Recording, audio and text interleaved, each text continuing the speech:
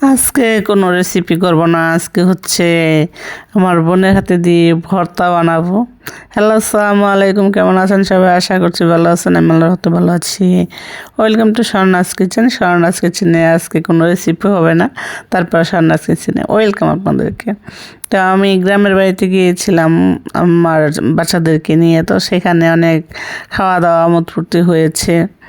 তো সকালে চিতল বিড়া বানাচ্ছিল, আর আমি বলতেছিলাম যে একটা ভর্তা টর্তা হলে ভালো হয়। তো শুটকির ভর্তাও ছিল। তো এখন পরে আমার কাছে ধনে পাতার ভর্তাটা খুবই ভালো লাগে। তো আমার বোনকে দিয়ে ইচ্ছে ধনে পাতার ভর্তা বানাচ্ছিলাম। তো প্রথমে হচ্ছে কাঁচামরিচটাকে টেলে নিয়েছি এবং কাঁচামরিচটা বাটা হয়ে গেছে, এবং সাথে হচ্ছে ধনে পাতাটাও টেলে নিয়েছি একটু সামান্য তেল দিয়ে এবং একটু লবণ দিয়ে ধনে পাতাটাকে বেটে নিচ্ছে।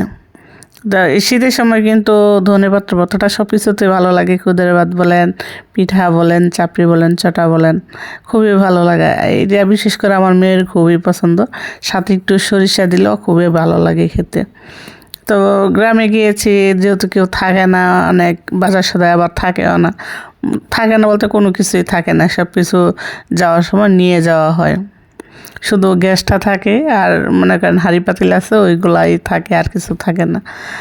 চাল ডাল এগুলা বাসার থেকে নিয়ে যাওয়া হয় সব সময় যাওয়ার সময়। তো এই তো রসুনটাও দিয়ে দিচ্ছে। আমার কাছে রসুনটাও খুব ভালো লাগে ভর্তার মধ্যে। তো কিছু দেশি রসুন দিয়ে ভেজে নিয়েছে। এখন ধনে পাতাটা বাটা হয়ে যাওয়ার পর রসুনটাও বেটে নিচ্ছে। আর আমার বোনের হাতের ভর্তায় কিন্তু খেতে খুবই স্বাদ লাগে, আলহামদুলিল্লাহ।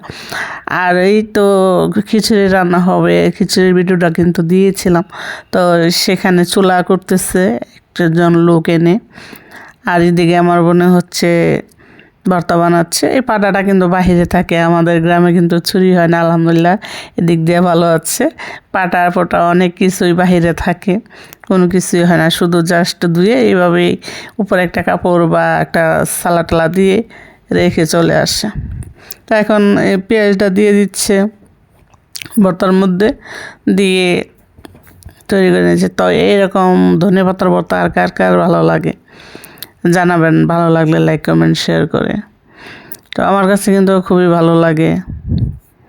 আর আমার ইউটিউবে কিন্তু কোনো সাবস্ক্রাইবার নেই, ভালো ভিউজও নেই। তো 2 বছরের উপর হয়ে গেছে ভিডিও টিডিও আপলোড দিই, তারপরেও কিন্তু কোনো ভিউজ হচ্ছে না।